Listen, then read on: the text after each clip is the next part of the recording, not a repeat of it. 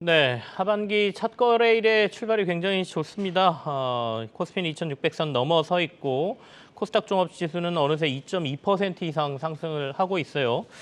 자, 하반기 증시를 어떻게 봐야 되는지 GFM 투자연구소의 이진우 소장과 함께 조금 더 시장 여러 가지 체크해야 할 것들 얘기 좀 해보겠습니다. 지금 스튜디오에 나와 계십니다. 어서 오십시오. 네, 안녕하세요. 자, 생각보다 오늘 장세가 좋은데요. 네. 시장 어떻게 보고 계십니까? 네, 일단 뭐 지난 주말 네. 반기 말 거래일에 미국, 중국 좋았고요. 미국, 유럽 좋았고. 네. 좋아도 너무 좋았죠. 음. 예. 얼추 이제 뭐 S&P 500이었다가 전 세계 스탠다드로 봅니다. 한 16%, 17% 뭐 이 정도. 그리고 나스닥이 32%, S&P의 2배. 그리고 우리도 뭐 지난 주말까지, 지난 상반기까지 따지면은 코스닥이면 한 27%, 나쁘지 네. 않죠. 지수 봐서는 뭐 역대급으로 상반기 좋았던 거고. 다만 이제 그 내에서 섹터별, 업종별, 종목별로 이제 양극화가 심하다 보니까 체감 지수는 이제 투자자마다도 좀 다를 수는 있고 말이죠. 근데 이제 오늘하고 내일은 미국은 오늘 뭐 장이 열린다 하지만 거의 거래 없다고 봐야 될 겁니다.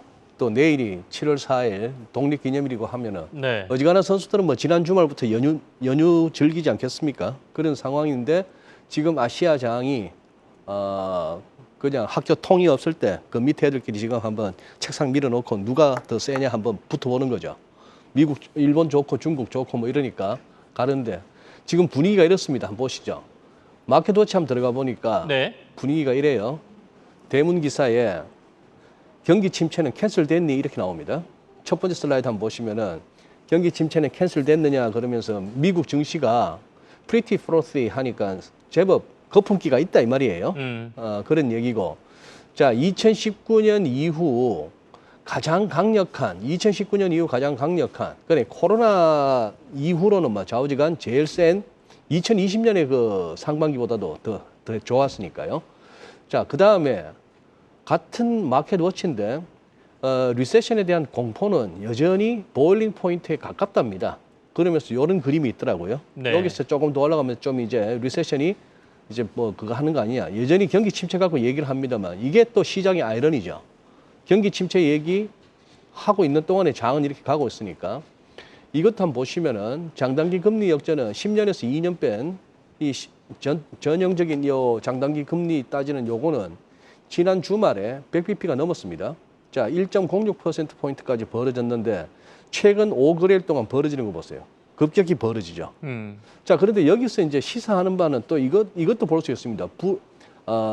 강세장을 갖다가 이렇게 좀 더 그리고 아주 강력하게 펼쳐질 수 있다라고 보는 사람들은 경기 침체, 그래, 이번에도 온다고 인정할게. 100번 양보해서 이번에도 이런 식의 음영 처리될 만한 경기 침체가 오긴 온다고 치겠으나 당장은 아니겠지. 네네. 당장은 아니고 이것이 다시 마이너스 장단기 금리가 이렇게 다시 또 정상화되는 이 과정까지 겪은 다음에야 온다 이겁니다. 이게 얼마가 걸릴지는 모르겠으나 그 기간 동안에는 과거 역사적으로 이 기간에 증시는 굉장히 좋았거든요. 그것도 있고. 자, 이제 이게 똑같은 마켓워치에서 한번 오늘 중점적으로 한번 보시면은 5월 22일 날 기사입니다. 5월 22일 날 기사는 모건 스탠리 마이클 윌슨과 다른 또 이렇게 이 베어 진영 사람들은 뭐라고 얘기하냐면은 지금 미국 증시가 불트랩에 진입하고 있다 이런 얘기죠. 불트랩은 이제 어느 정도 아시죠?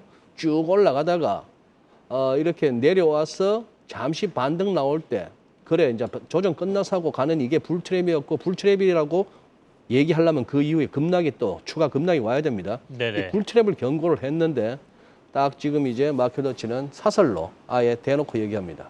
이 새로운 불마켓은 강세장은 이제 막 시작했다. 그래서 밀리면 사라 이런 얘기입니다. 뭐 그런 식으로까지 나오고 요게 조금 재밌네요. 지금 바이든 행정부에서 이렇게 추진하던 학자금 네네. 이렇게 탕감 정책. 예, 탕감 정책. 그러니 12만 5천 불 1인당 부부 합산 25만 불 그까지는 2만 불 정도까지는 학자금 탕감해 주겠다. 상환을 그렇게 했는데 그걸 갖다가 대법원에서 안 되라고 한 거죠. 네네. 예, 대법원에서 안 되라고 했는데 자, 여기가 존 로버츠 대법원장부터 해갖고 9명의 대법관들입니다. 지금 여기가 트럼프 대통령 때 이렇게 몇 명 이렇게 대법관 이렇게 새로 임명하면서 흔히 말하는 보수 대 진보가 6대 3으로 보수 쪽이 좀 많다. 그때 그렇게 트럼프 대통령 당시에 네네. 연방 대법원의 구도를 그렇게는 바꿔놨습니다. 바꿔놨지만 막상 트럼프 대통령은 본인은 그 대법원 이렇게 덕을 못 봤는데요. 2020년 대선 때. 자, 지금 최근에 세 가지가 나왔죠. 첫 번째는 미국 대학들에게 소수인종 우대 정책 입학하는데 히스패닉, 흑인 이런 쪽이 더 유리했죠.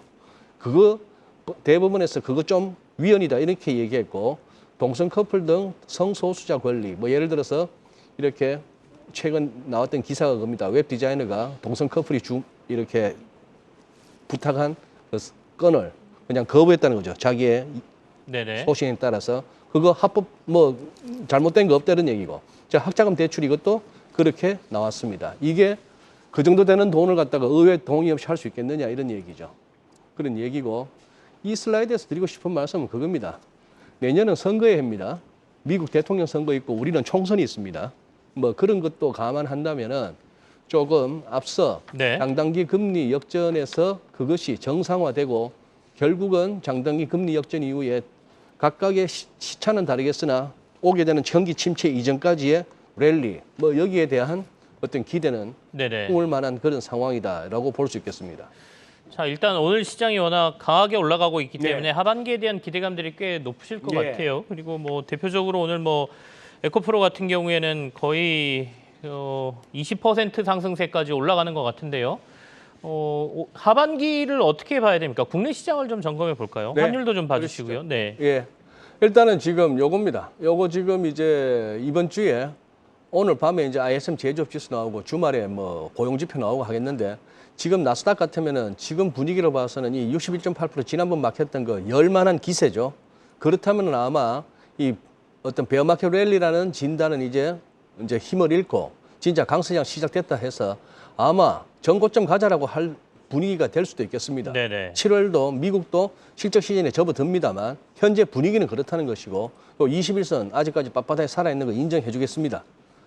월간으로 보실 것 같으면 지금 장의 특성을 조금만 이렇게 기술적으로 한번 접근하는 저 설명을 한번 들어보시면은 닷컴 버블 때나 2008년 때는 후행 스팬이 훅 부러져서 훅 내려왔다가 다시 올라갑니다.